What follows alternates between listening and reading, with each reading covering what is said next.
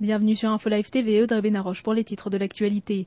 Un homme d'affaires israélien de 60 ans a été kidnappé par 4 hommes armés à Port-Harcourt, au Nigeria, ce mardi soir. Ce pays est réputé pour ses nombreux enlèvements, visant le plus souvent des expatriés travaillant dans le secteur pétrolier. Ce kidnapping survient quelques jours seulement après les avertissements du bureau antiterroriste israélien. En effet, les ressortissants de l'État hébreu dans le monde ont été prévenus des nombreuses menaces d'attentats de la part des militants du Hezbollah autour du globe.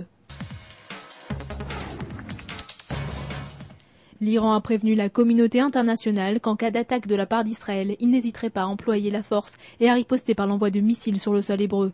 Le commandant de la révolution a déclaré ce mercredi que l'Iran pouvait compter sur ses multiples alliés dans la région en cas d'attaque israélienne. L'État hébreu, tout comme les États-Unis, n'ont pas exclu une action militaire contre la République islamiste si celle-ci ne renonce pas à ses projets nucléaires qui pourraient menacer l'équilibre déjà fragile dans cette région.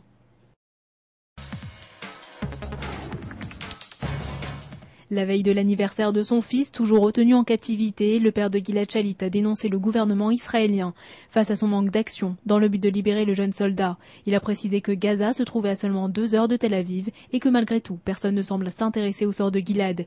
Il s'agit du 3e anniversaire qu'il passera dans les geôles du Hamas et à cette occasion, de nombreux rassemblements auront lieu dans le pays entier, ainsi qu'à Soufa, où le jeune caporal a été enlevé en 2006.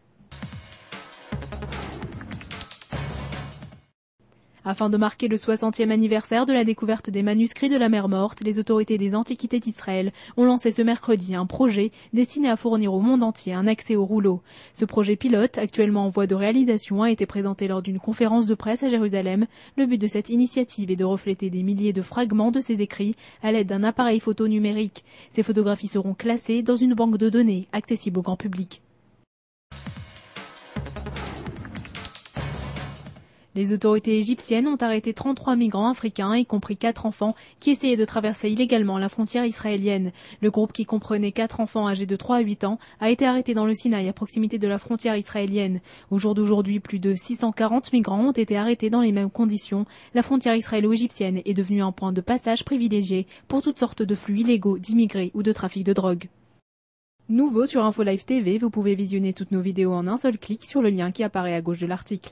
C'est la fin de ce journal, merci de l'avoir suivi sur InfoLive TV, la première télévision israélienne sur Internet qui émet en 4 langues depuis Jérusalem.